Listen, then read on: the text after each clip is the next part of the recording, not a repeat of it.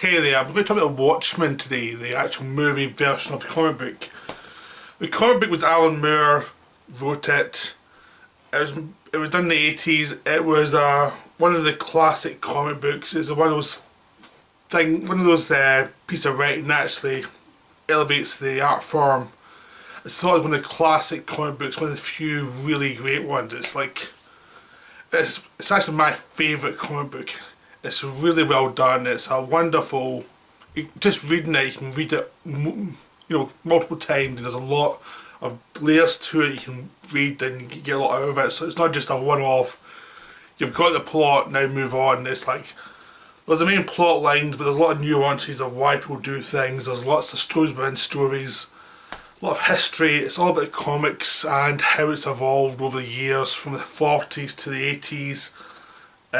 From the silly looking characters in the 40s to the more serious but still silly looking characters in the 80s.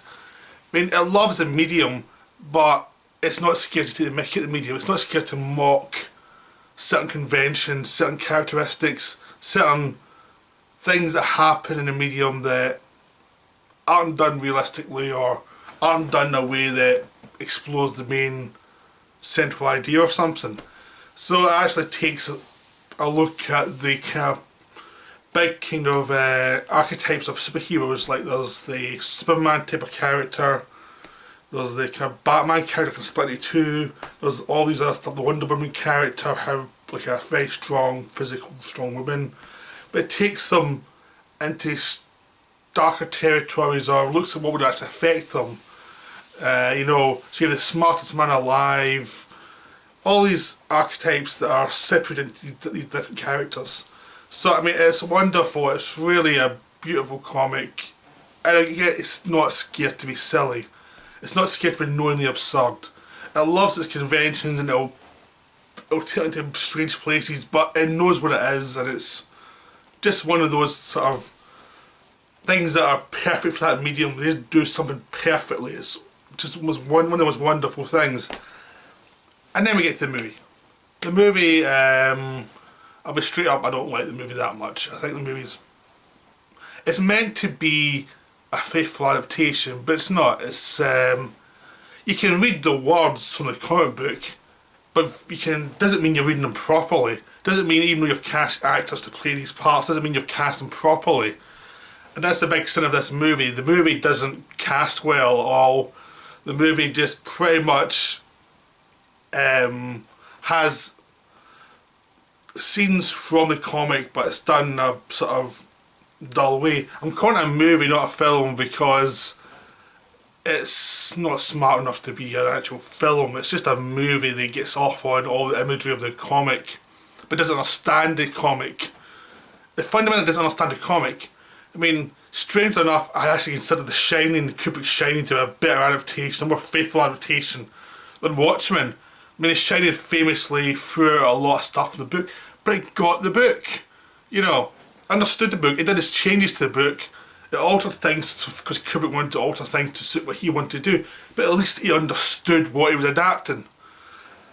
This one doesn't. I mean, it thinks it does. That's the problem. It thinks it does. It thinks by not making that many changes, that means it's faithful. But it moves stuff around that shouldn't have moved around. It clutters things up. It has sequences that go on forever without much context. It's just dull. So, we see the theatrical version. It's like watching a version of the story that's been cut to hell. Because I went to see it with a friend who hadn't read the comic, and he hadn't a clue what the hell was going on. He basically said it was like watching bits of something with lots of scenes being cut out. And that's what he felt watching it. And then we watch the director's cut, which is better, but it's still not that good. I mean, all the problems are still there, but at least it's padded out a bit more so you get some more context. But it's still a very, very flawed film, or a very flawed movie. So I'll try and go into some of the things I think are pretty dire in this adaptation. I mean, Zack Synder directed it, and if you've seen some of his other movies, you'll kind of know that he's not good with actors. And this was the film where he was really not good with actors. I mean, this is a film that there's some terrible performances of characters who are written properly in a comic which are adapted terribly. I mean, we'll go to who I get right first. The casting they get right was Billy Crudup as Dr. Manhattan. That's the one good thing in the film. That's one thing they got Dr. Manhattan right. I mean, it's the most faithful they actually are to the comic, because they actually spend time trying to get the tone of the comic with Dr. Manhattan right. So it's the one sequence you think, oh, that's some small mini sequences that actually works, because they cast the right actor and they're as faithful as he can be to the comic. And Billy Crudup has a great haunted voice. He's sort of human but sort of not. He's a guy who was a scientist who was in a nuclear explosion, or a explosion of some weird science, a la the Hulk, get transformed into something that was like a Superman character who was above humanity, who was more powerful than humanity, who was separated to humanity. It's sort of like what would happen to Superman if he had no connection to the world, or if he was losing connection to the world, if he was losing connection to humans and finding them irritating.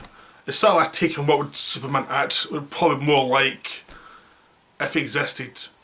You know, not like the Batman v Superman with Zack Synder did as well, which had Superman been Moby. This one's much more haunting and it's just well done. But that's the only one that's well done. I mean, there's other ones that are close but not quite. I mean, Rorschach is kind of close.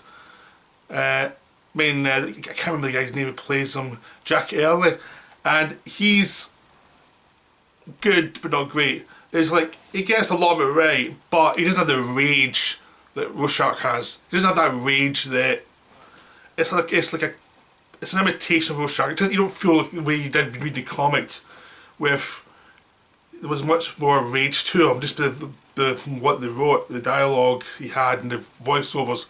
It's much more rageful character, and you don't really get that in this movie. It's a good performance, but not a great one. There's too much trying to make him cool, and not enough. This is a sad little angry man who is going to be absolutely brutal. You just don't feel like Rorschach's kind of like the psychotic version of Batman, the kind of Batman who's lost it completely. The kind of rageful Batman that Frank Miller likes. It's like a vicious take on that. Like, he takes extreme where he's just mad. But the character isn't angry enough. Like, the acting's not angry enough to actually make you feel that. It just feels like it's hitting all the beats, but it's not really doing it exactly the way you want it to be done. So that's kind of a missed opportunity. The other really good actor is a guy who plays a comedian. I'm terrible with names, but he's really good. But again, he's almost perfect, but there's a couple of things that a really good director would have brought out of him that would have made that part more impactful, because in the comic book, his death haunts the whole movie. In the film, it doesn't. There's something mysterious that isn't there, that something to do with structure, the way the film's structured. Because they give you everything about the comedian. They kill the comedian, and the whole idea is the comedian's death's the tie to try to work out what's going on. In this one, they kill him and then there's tons of flashbacks. The comic was more spread out, and this one it's just info drop. So it robs him of his mystery. So a lot of it's just the direction and the script, but it's also it's a perfectly cast bit of casting, but needed a director who was better to bring out other stuff. So it's one of those weird things that they got the casting right, but they never got the director right. So, but that's the only good points of that casting. There are decent actors who play the parts perfectly well, but they're not directed very well. But there's also like miscastings. The girl who plays the lead character, that actually plays the lead girl, who's a daughter of this superhero from the 30s. She's terrible. I think it's Malin Ackerman. She plays the part, and she's one of the important key thing in the comics was the Night Owl, played by Patrick Wilson. This character are the emotional through line of the story. they're the people who are the most human of these ex-superheroes. These are the people who you follow, and the story follows them, and it gets it. It's not always from their point of view, but they're the human touch of the story. And they're the worst cast parts of the story. I mean, the actress looks like a model, and she never emotes at all throughout. So there's scenes that might be heartbreaking in the comic, which is just basically drawings and some dialogue that are heartbreaking. In the film, they're like, meh, because you've cast an actress who's less emotive than the comic. And Patrick Wilson tries hard, but he's not directed well. Again, he's not directed well. He just directed to give the surface interpretation. And he's a good actor, so I can't blame him for that one. He's doing his best with. He's got a good part, but he's just been left alone, it seems. So that part doesn't quite hit home either. It's better than the director's cut because he's given more time to build the part, but there's more scenes that build it. But it's still a kind of vague performance. It's not quite there, and it's annoying because you feel they cast someone good that, you know, an experienced director should have got more out of him. But he's acting against someone who isn't delivering. And those whole scenes, which are great in the comic, are absolutely terrible in this film, and you're just watching them going, get back to one of the good characters. So I mean, they take up half the movie, and those characters don't work. And that's a big problem in the film, is like if you can't cast a thing properly, you can't direct it properly, so you have actors saying the lines from the comic, but no one's actually thought, that's a different medium, do these work now in the film medium? And a lot of time you're watching stuff meander, and just things happen, but nothing, you're not wondering why is this happening. And the comic was always like, the comic was much more complicated. You had different levels of reality happening all the time. You know, the main narrative, you had stories within stories, but the stories within stories were actually commenting on what you were seeing in the main story.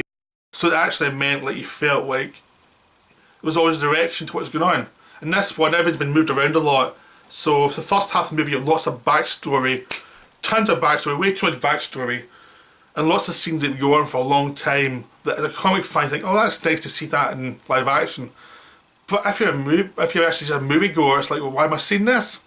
So it's just a moviegoer, you're like, well, why am I watching this? Because there's no direction to the narrative. It's just like this story that's moving forward very slowly without any real focus.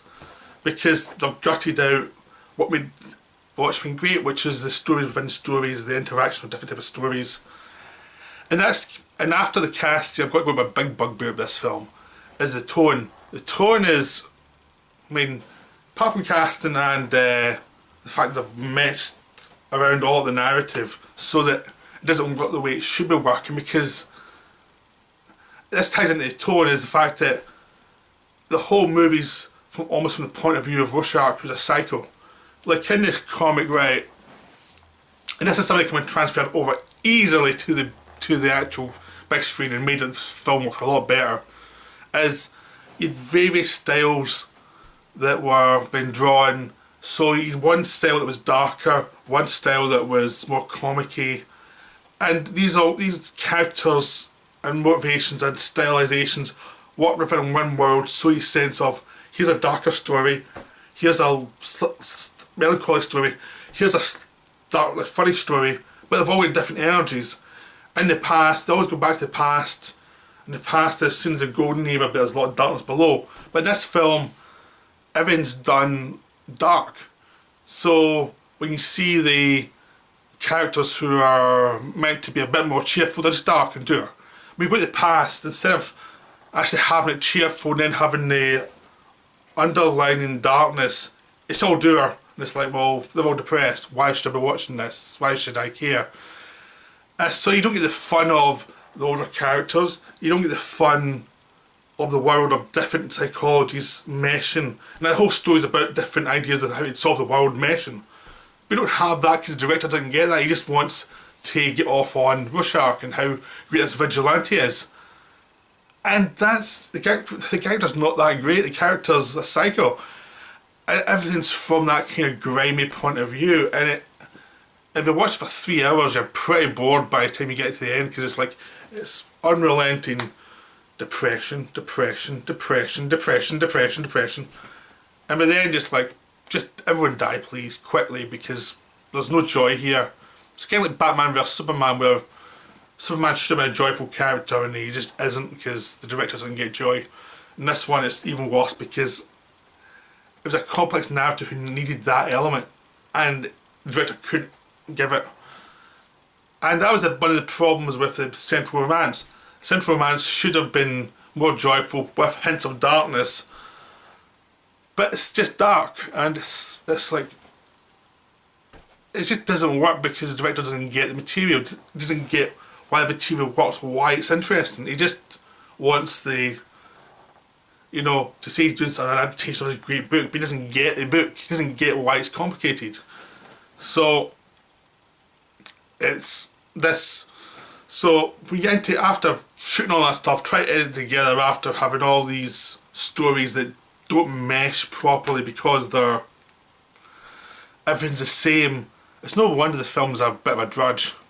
I mean, even from someone who loves the Alan Moore comic, this film's a drudge. This film's really hard to sit through, you know. And I can read the Alan Moore Watchmen easily anytime because it's so well done. But this film's not. This film's just like, look, I've copied this. But you haven't copied it the way it's meant. You haven't interpreted it. You've just copied it. Except for the ending. Now here's the worst part of the film for if you believe in the, or being one of the most faithful comic book adaptations. They changed the ending. The ending meant something completely different in the comic. And the film doesn't make any sense. The film just does weird. It tries to do the same ending but change one element, but what they change is really important. In the comic, it turns out Ozymandias, who is a great character in the comic, he's kind of the smartest man alive. He's kind of sort of the extension of the Batman, Sherlock Holmes, greatest detective, who can see the world's problems. And this guy, he sees the only way to create a situation that will stop human beings destroying each other because human beings are inherently flawed, is to create an outside threat that will scale them so much they'll cooperate each other and ignore their petty differences. So he creates this alien invasion where these like octopuses, giant octopuses, the mental alien, are transported into the centre of New York and a few other places, kills a lot of people, but suggests to humanity there's an outside threat and there's a kind of cosmic element to it which makes you feel like they're going to have to face the stars rather than just face each other, and it's like ambiguous how will they react when they get out there, but it's like they have to be tricked into behaving reasonably, but it gives that this cosmic element. It's such a hopeful in a weird way because it's making them look out to the stars and making them look out to something else. So it's a multi-layered conclusion, because that's what human beings do basically. They fight each other until another threat comes from the outside which they have to deal with, and so then their petty differences are ignored. In this one, they make Dr. Manhattan the threat. They frame him for blowing up some cities and say he can come back at any time, and that's it. That he's now the threat. He's the viewed as the threat, and he agrees to do that in the film because he sees that it'll keep humans in line. But what it actually does is take your hopeful character and make him into a villain, kind of like Batman vs Superman, or kinda. They're still ambiguous of who's the villain there. But if you look at how it's suggested what's going to happen later. But anyway, it's like taking the hope and saying, nah, it doesn't work. Don't be hopeful. Don't have any hope. You know, like, so this person you looked up for 30 years as suddenly the villain, that would make everyone paranoid and psychotic. That's like basically saying God hates you. And it's a really creepy ending that no one's really thought through. It would destroy people. It would make people really paranoid. It'd make things worse and more depressing. it doesn't work as an ending. It just works as, oh cool, we changed it because we didn't like, we're scared in case people didn't like this ending because it was controversial in the comic. But we're meant to be an adaptation, we're saying we're very loyal, but we're not that loyal, and it's that thing of, come on. So, I've been raging pretty much since the film came out with that ending, because it just craps all over the book. It just doesn't get what's good about the book. It just throws in an ending they haven't thought through, and you know, some people like it, but I've got to say I think they're dumb if they like it, because it's a stupid ending. It really, if you actually look through the rest of the story, it makes no sense. It's just a dumb ending, and it's like, well, good for you if you like it, but you haven't thought it through, because it's really bad. It's horrible. And so that's me done insulting people who like that ending. but yeah, but that's kind of because of my problem is the tone's wrong, the performances are wrong, the ending's wrong. It's just a bad adaptation. And as a film, it doesn't hang together well if you take out all the adaptation stuff. Because I watched it like last night after not seeing it for years, and it didn't hang together as a film at all unless you've actually read the comic. Because there's so much stuff that, yeah, I can follow the logical line of where they are, but why am I watching this?